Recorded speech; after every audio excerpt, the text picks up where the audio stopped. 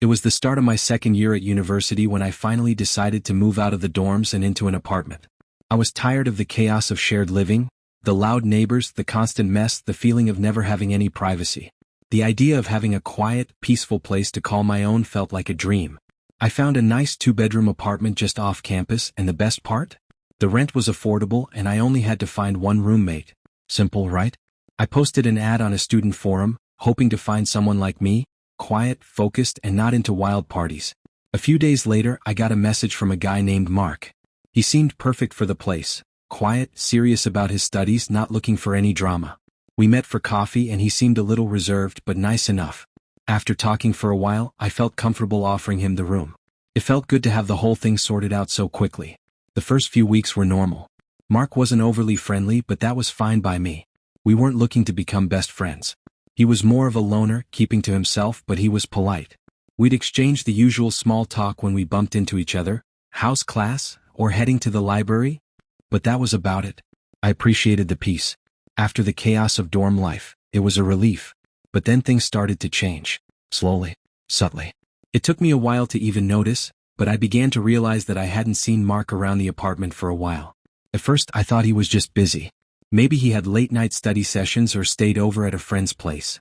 But then a week went by and I hadn't seen him once. Not in the kitchen, not leaving for class, not even in passing. I told myself not to overthink it. People get busy, right? I sent him a quick text. Asterisk, hey, everything okay? Haven't seen you around lately. Asterisk, but no response. Not even a little red receipt. I tried knocking on his door that evening, but there was no answer. His door was locked and I didn't want to push it. Maybe he was out or maybe he just needed space. Another week passed and I was getting genuinely concerned. His shoes were still by the door, untouched, and his mail was piling up in the mailbox. It didn't feel right. I sent another message, more urgent this time, but again, nothing.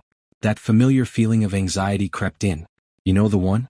When something feels off but you can't quite put your finger on it? Then came the night that really shook me.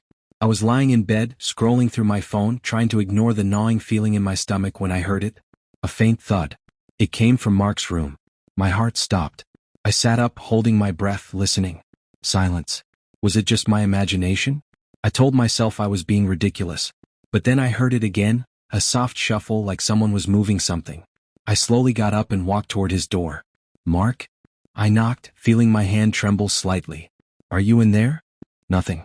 The silence on the other side of the door felt heavier than it should have. I stood there for what felt like forever before finally backing away, feeling unsettled but not knowing what else to do. The next morning I decided I had to do something. This wasn't just about being a bad roommate, something was wrong. I called campus security, explaining the situation, how I hadn't seen my roommate in weeks, how his mail was piling up, and how I heard noises coming from his room. They agreed to send someone over. When the officer arrived, I felt a strange mix of relief and anxiety. What were we about to find? He knocked on Mark's door, calling his name. No answer, just like before. After a moment, he used a key to unlock the door and stepped inside. I stood just outside the doorway, my heart pounding in my ears. Is he in there? I asked, trying to keep my voice steady. The officer looked around, then turned to me, confusion on his face. There's no one here. I felt a cold wave wash over me. How could he not be there? I stepped inside, expecting to see some sign that Mark had left, maybe packed bags or an empty closet. But no. His backpack was sitting by the desk, untouched. His books were neatly arranged on the shelf. His bed was made and his clothes were still hanging in the closet. It was like he had just disappeared. Are you sure he hasn't been here? The officer asked, clearly trying to make sense of it. I'm positive, I said, my voice barely above a whisper. He's been gone for over 2 weeks. The officer took down a few notes, but I could tell he didn't think much of it. He advised me to call the police if I didn't hear from Mark soon, then left me standing there, alone in the quiet room. I felt like I was losing my mind. Everything looked so normal, but nothing about this was normal. The next few days were a blur. I couldn't focus on anything, classes, friends, nothing. I spent hours pacing the apartment, trying to figure out what had happened. I went through Mark's things, searching for some clue, but found nothing. His laptop, textbooks, even his toothbrush were still there. It didn't make sense. It was like he had just vanished into thin air. I reported him as a missing person to the police, but they weren't exactly helpful. They shrugged it off, saying sometimes students just disappear. Maybe he dropped out or moved without telling anyone. But I knew better. Mark wasn't the kind of person to just leave without a trace. Then one night something happened that made my skin crawl. It had been a month since Mark's disappearance, and I had just started to convince myself that maybe I'd never find out what happened. I was sitting in the living room trying to distract myself when I heard it again, a soft thud coming from Mark's room. My heart raced. I stood up, frozen in place, listening. The sound came again. This time it was unmistakable. Someone was walking around in Mark's room. Panic surged through me. Was Mark back? Was someone else in there? I grabbed my phone, but I didn't call anyone. Instead, I walked slowly toward his door. "Mark?" I whispered, my voice barely audible. The footsteps stopped. My breath caught in my throat. My hand shook as I reached for the door handle, slowly turning it. This time it wasn't locked. I pushed it open, half expecting to see Mark standing there, but nothing. The room was empty just like before. But something was different. The air felt colder, like a chill had settled over the space.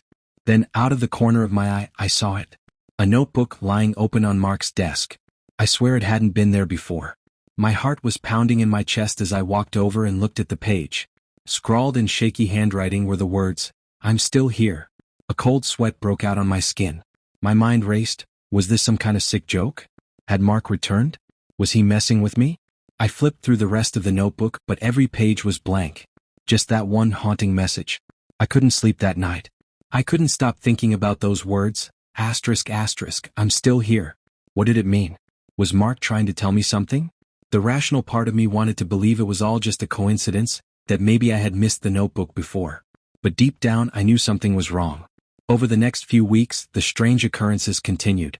I would hear footsteps in Mark's room late at night, soft whispers that I couldn't make out. Each time I checked, the room was empty, but the feeling of being watched never left me. And the notebook. Every few days new messages would appear. "Help me. Don't leave. He's coming."